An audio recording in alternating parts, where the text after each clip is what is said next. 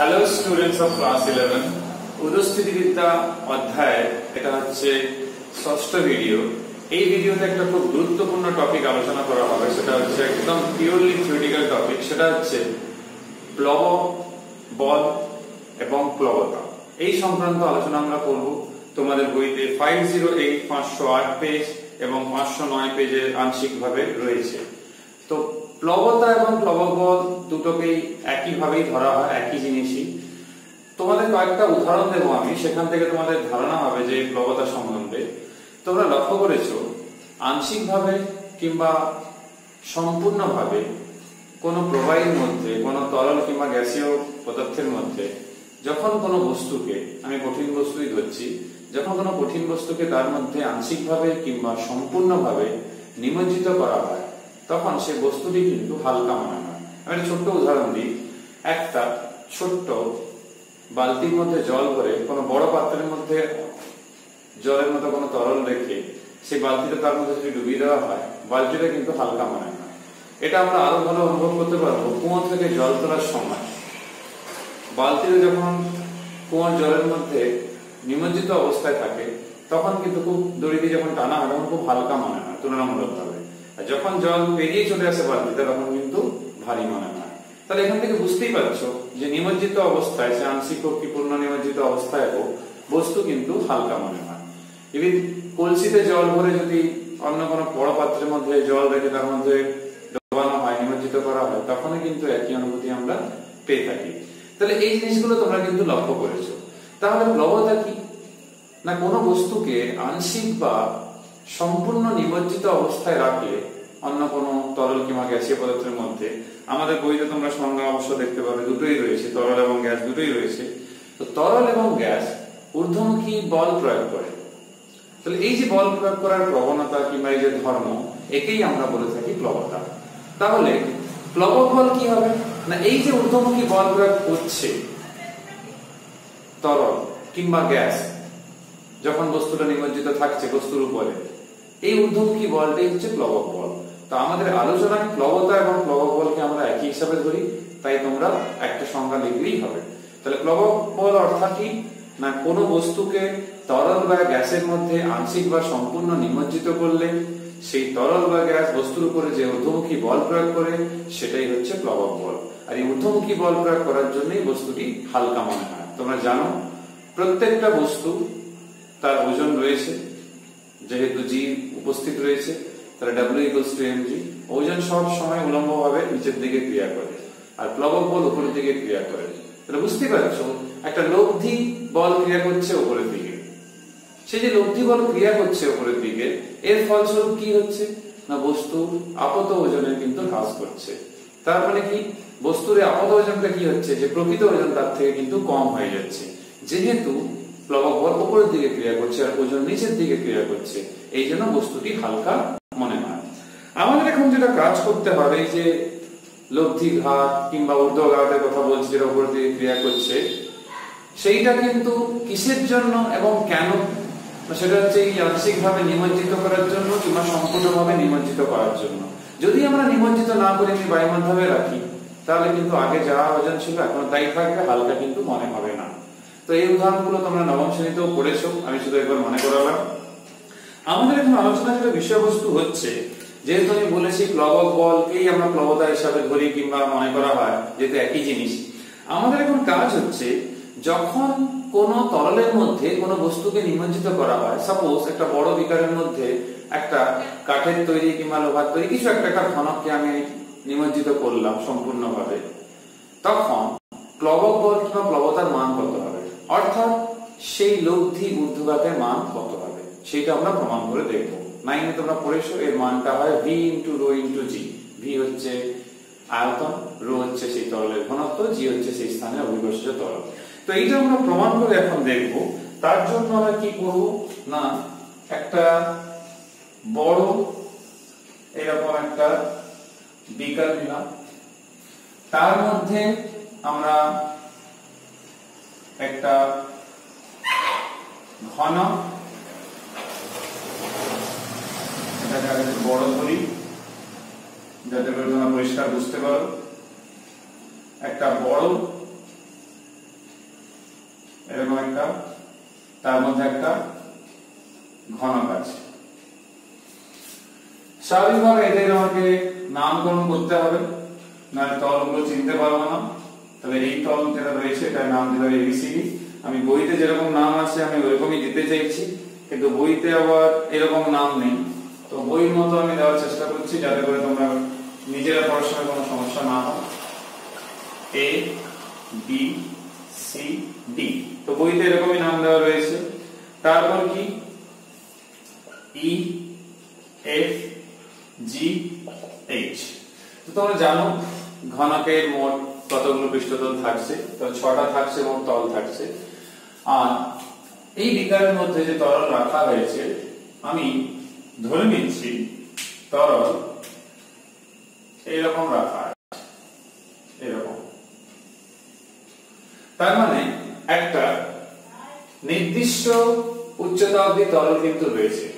তাহলে এই যে উপরের পৃষ্ঠ রয়েছে তার থেকে তরলে একটা, যদি এই অবধি লেভেলটা ধরি আমি, এরকম একটা লেভেল যদি ধরি তরলে, যে জল আছে, তাহলে এই যে পৃষ্ঠটা রয়েছে যেটা আমাদের বইতে নাম রয়েছে দেখবে H1 উচ্চতা রয়েছে, তাহলে এই যে এ বি সি ডি পৃষ্ঠ থেকে, তাহলে এর যে উচ্চতা কিংবা গভীরতা বলা উচিত সেটা হচ্ছে H1। আর এই দিক থেকে এই যে নিচে আমাদের তোমাদের বইতেও দেখবে এরকম একটা ডায়াগ্রামে ড্র করা রয়েছে, সেইটা হচ্ছে H2, সেটা হচ্ছে H2। তাহলে এই গভীরতা অবধি থাকছে। আমরা অন্যগুলো কেন লিখলাম না কিছু, কারণ দেখো লক্ষ্য করে আমরা এইটা H1 এইটা H2, আমি প্রত্যেকটা তল ধরে ধরে সে অনুভূমিক ঘাত হোক কি ঊর্ধ্বমুখী ঘাত হোক প্রত্যেকটা বের করব। তোমরা দেখবে কোনগুলো টিকছে শেষ অবধি আর কোনগুলো প্রশমিতা কিংবা প্রতিমিত হয়ে যাচ্ছে। যেমন আমাদের এখানে সবচেয়ে প্রথমে আমি দুটো তলের নাম লিখছি, নাম না লিখলে তোমরা বুঝতে পারবে না। এ বি এইচ ই, আর এইদিকে দেখো সি জি এফ ডি।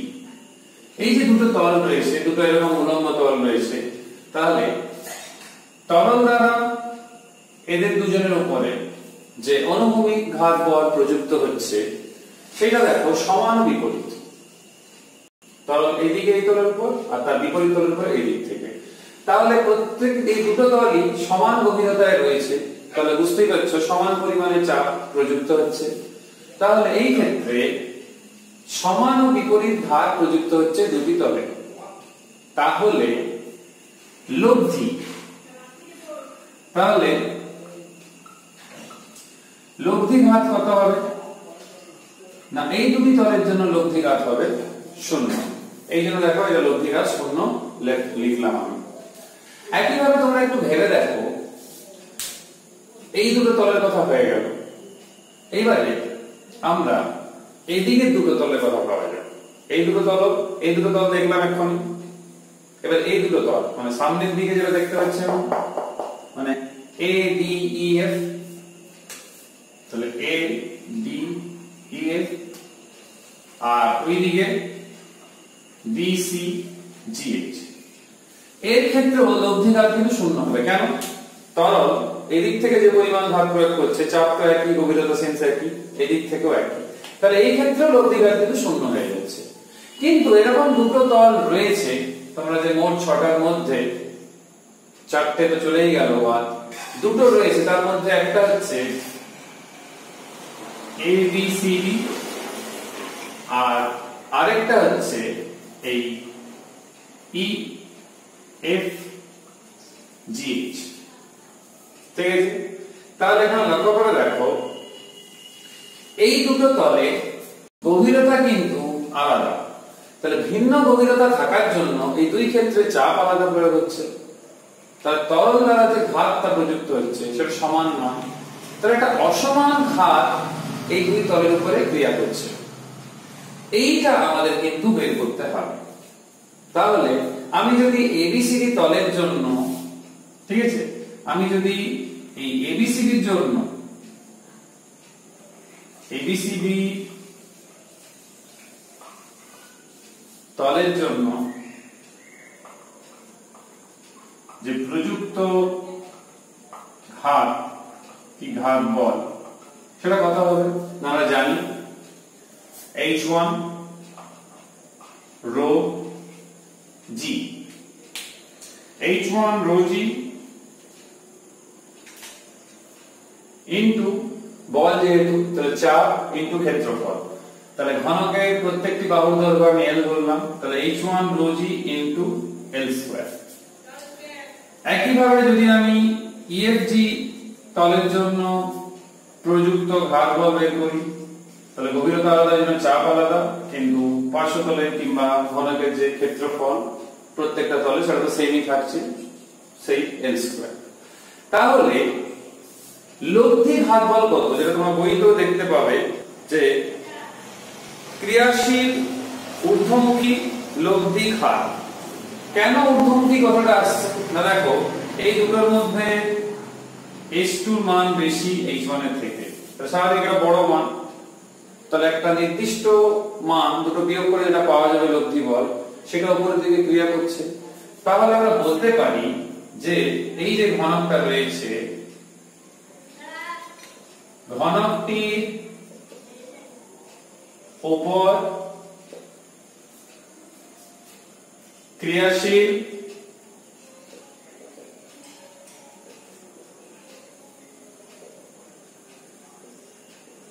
লব্ধি ঘাত সমান কত হবে না, সমান হবে এই দুটোর বিয়োগফল, তাহলে H2 rho g L square minus H1 rho g L square. H2 minus H1 common নিয়ে এটা লিখলাম আমরা। তোমরা লক্ষ্য করে দেখো H2 মাইনাস H1 অর্থাৎ এই অংশটা বাদ যাবে এখান থেকে, তাহলে বাদ গেলে কতটা পড়ে থাকছে, এইটাই পড়ে থাকছে, তাহলে L পড়ে থাকছে। তাহলে আমরা লিখতে পারি rho g L কিউব, তার মানে v rho g। কেন না, ঘনকের আয়তন হচ্ছে বাহুর ঘনফল, অর্থাৎ v সমান হচ্ছে L কিউব।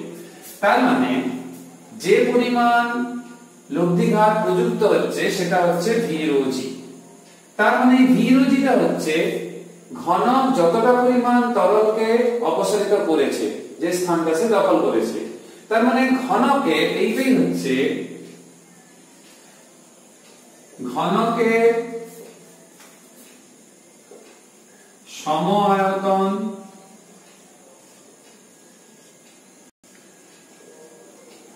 অপসারিত জল কি তরল যা রয়েছে, তরলে কি আসছে ওজন, কারণ যেহেতু বল বলছি ওই জন্য ওজন বলছি। আর বস্তু অবশ্যই নিজে যতটা আয়তন ততটা পরিমাণে কিন্তু সে তরলকে অপসারিত করলো। তাহলে এই রাশিমালাটাই হচ্ছে v rho g, আর এইটাই হচ্ছে প্লবতা বা প্লবক বল। তাহলে প্লবক বল কার উপর নির্ভর করলো না, যতটা আয়তন আছে তরলের ঘনত্ব আর সেই স্থানে অভিকর্ষিত তরল। তোমরা বইতেও দেখতে পারো 508 পেজে প্লবক বল সমান বস্তু দ্বারা অপসারিত তরলের ওজন, অর্থাৎ ঘনক দ্বারা সম আয়তন যে অপসারিত সম আয়তন তরলের ওজন, যে পরিমাণ তরলকে অপসারিত করছে সেইটার ওজন।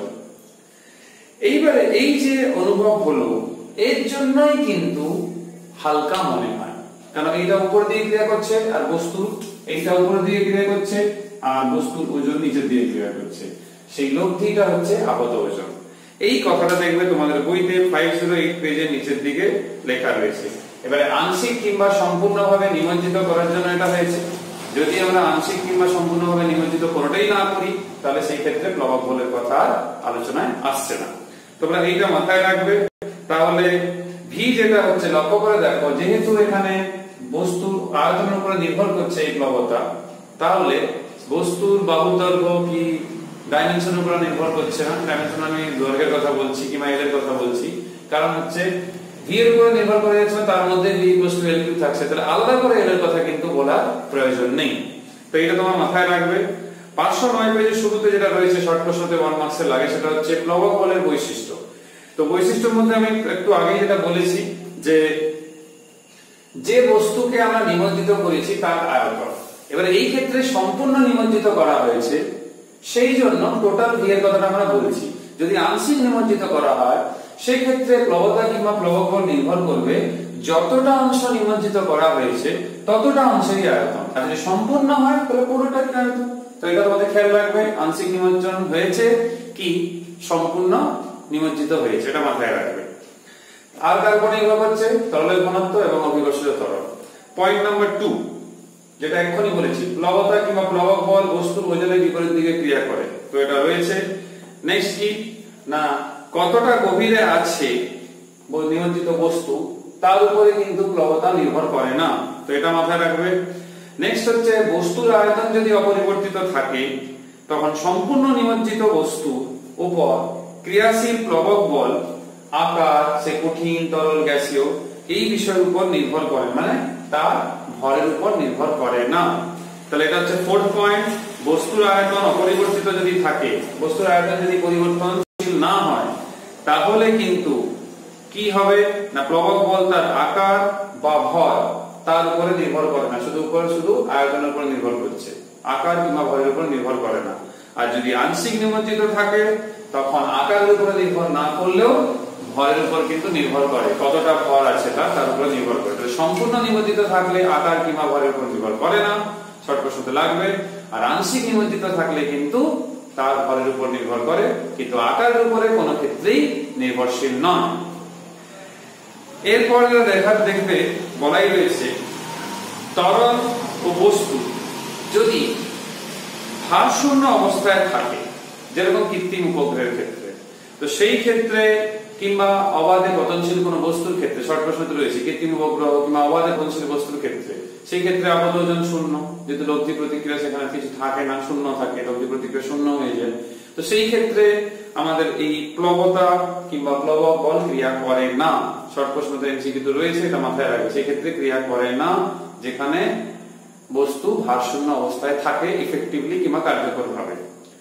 নেক্সট আমাদের প্লবক বলের মাত্রা একক, তো বলছি না এই কারণে যে প্লবক কি, প্লবতা একটা বল, তো বল হওয়া মানে তার মাত্রা কি হবে তোমরা কিন্তু বুঝতেই পারছো, আর তার এককও কি হবে সিজিএসএসআইতে সেটাও তোমরা বুঝতে পারছো। ওই জন্য দেখবে বইতে সেটা ডাইন নিউটন দুটোই রয়েছে। এরপর হচ্ছে প্লবতা কেন্দ্র। বস্তুকে নিমজ্জিত করার পর তরল সেখান থেকে অপসারিত হয়ে গেল, তাহলে অপসারিত হওয়ার আগে সেই তরল কিংবা গ্যাস যে ভার কেন্দ্র সেখানে ছিল, তার যে বিন্দু বরাবর তার ভারটা ক্রিয়া করছিল সেই বিন্দুটাই হচ্ছে প্লবতা কেন্দ্র। এবারে সম্পূর্ণ নিমজ্জিত বস্তুর ক্ষেত্রে কি হয় না, প্লবতা কেন্দ্র এবং নরমাল যে ভার কেন্দ্র সেটা দুটো একই বিন্দুতে অবস্থান করে। কিন্তু যদি আংশিক নিমজ্জিত থাকে তখন কিন্তু প্লবতা কেন্দ্র এবং ভার কেন্দ্র দুটি কিন্তু একই বিন্দু দিয়ে ক্রিয়া কিন্তু করে না। তো এটা তোমরা মাথায় রাখবে, শর্ট প্রশ্ন এটা কাজে লাগবে। এবারে বলছে প্লবক বলের প্রতিক্রিয়া। তো নিউটনের তৃতীয় গতিসূত্র থেকে আমরা জানি প্রত্যেক ক্রিয়ার সমান ও বিপরীত প্রতিক্রিয়া আছে। তো তোমাদের মনে হতে পারে একটা ঊর্ধ্বমুখী ঊর্ধ্বভার কিংবা একটা বল ক্রিয়া করছে যখন আংশিক কিংবা সম্পূর্ণভাবে কোনো বস্তুকে কোনো তরল কিংবা গ্যাসে নিমজ্জিত করা হচ্ছে।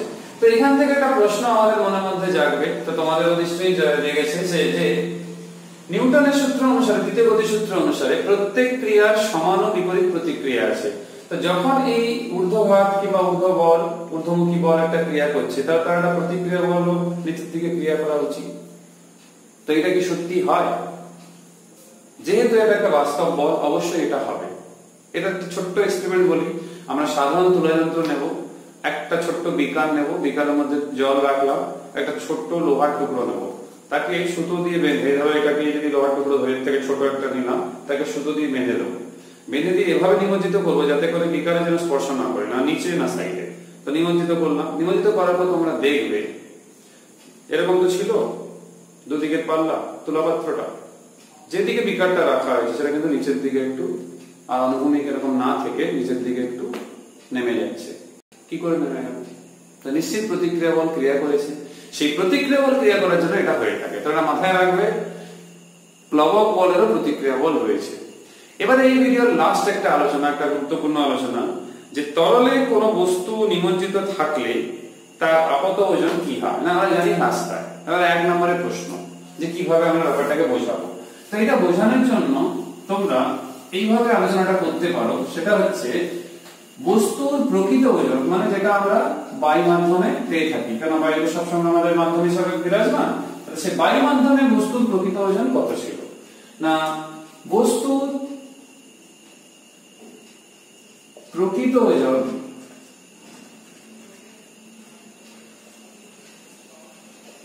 সেইটা আমি ধরলাম W1, আর প্লবতা কিংবা যদি প্লবক বল, তো সেইটা একটা কিছু থাকবে ডেফিনেটলি। তো সেই প্লবক বল একটা থাকছে যেটা উপরের দিকে ক্রিয়া করছে, আর এটা নিচের দিকে ক্রিয়া করছে। তাহলে নিমজ্জিত অবস্থায় বস্তুর আপাত ওজন কত হবে? না, বস্তুর প্রকৃত ওজন